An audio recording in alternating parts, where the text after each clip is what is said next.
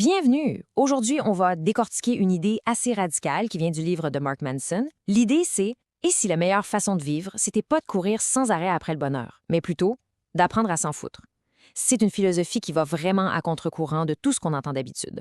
C'est ça, la question provocante au cœur de toute cette réflexion. Pensez-y une seconde. Est-ce que notre obsession pour la positivité, cette espèce de quête sans fin pour être heureux, pourrait en fait être la source même de notre anxiété et de notre insatisfaction?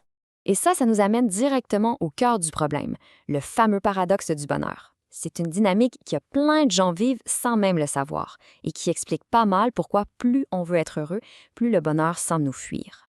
OK, alors voici le concept clé à comprendre, la boucle infernale. C'est un piège mental dans lequel on tombe tous un peu. On se sent mal, mais ça s'arrête pas là. Non, on se sent mal de se sentir mal. On se juge pour nos propres émotions et c'est ça qui nous coince dans une spirale qui n'en finit plus. Voici comment ça marche en gros. D'abord, on ressent une émotion, disons de l'anxiété. Ensuite, on devient anxieux à propos du fait qu'on est anxieux. Après ça, on se fâche contre soi-même d'être anxieux. Et hop, chaque étape vient amplifier la précédente. Et on se retrouve pris dans cette boucle. Et comme si c'était pas assez, la culture moderne vient jeter d'huile sur le feu. Les médias sociaux, surtout, nous bombardent d'images de vie parfaite, de succès constant. Ça crée une norme complètement irréaliste qui finit par nous faire sentir que notre propre vie, elle, est un échec. Il y a une citation qui résume ça parfaitement. En gros, on prend le montage des meilleurs moments de la vie des autres et on le compare avec les coulisses de notre propre vie, avec tout ce qui va mal. C'est une bataille qui est perdue d'avance. Alors, comment on fait pour sortir de cette boucle? La solution est super bien illustrée par une histoire assez surprenante, celle de l'écrivain Charles Bukowski, un gars qui a trouvé le succès seulement au moment où il a arrêté de le chercher. Le parcours de Bukowski est assez fascinant. Pendant des dizaines d'années, il a lutté pour être reconnu, mais toutes ses tentatives se sont soldées par des échecs. C'est seulement rendu à 50 ans, quand il a finalement accepté son sort d'écrivain raté, que les choses ont commencé à changer pour lui.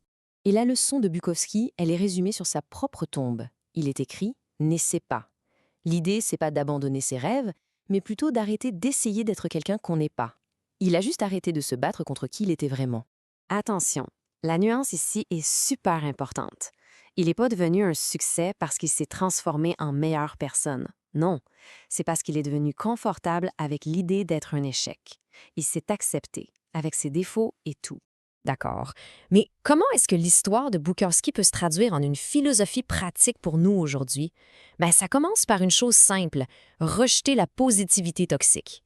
En gros, on a le choix entre deux mentalités. D'un côté, la positivité toxique qui nous dit qu'il faut toujours se sentir bien et éviter la douleur à tout prix, et de l'autre, l'acceptation réaliste qui reconnaît que les sentiments négatifs, c'est normal et que la lutte, c'est même nécessaire pour grandir.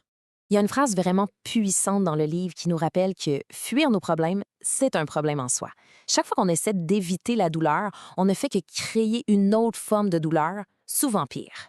L'idée de fond, c'est que pour avoir la récompense, il faut accepter la lutte qui vient avec.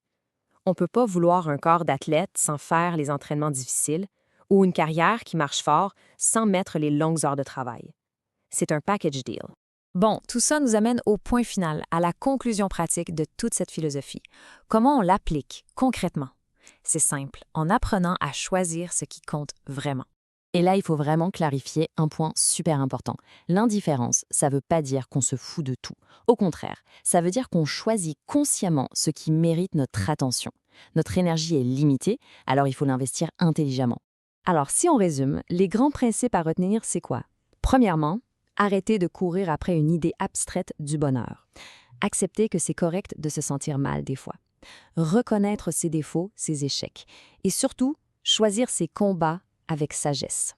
Finalement, le but de tout ça, c'est de prendre une décision consciente sur ce qui mérite notre investissement émotionnel. Au lieu de se laisser vider par des milliers de petites frustrations qui n'ont aucune importance, on se concentre sur ce qui compte vraiment. Alors on termine avec une question essentielle à se poser. Dans tout le bruit du quotidien, face à toutes les sollicitations, qu'est-ce qui mérite vraiment notre précieuse attention? Le véritable art de bien vivre, finalement, réside peut-être dans cette simple décision.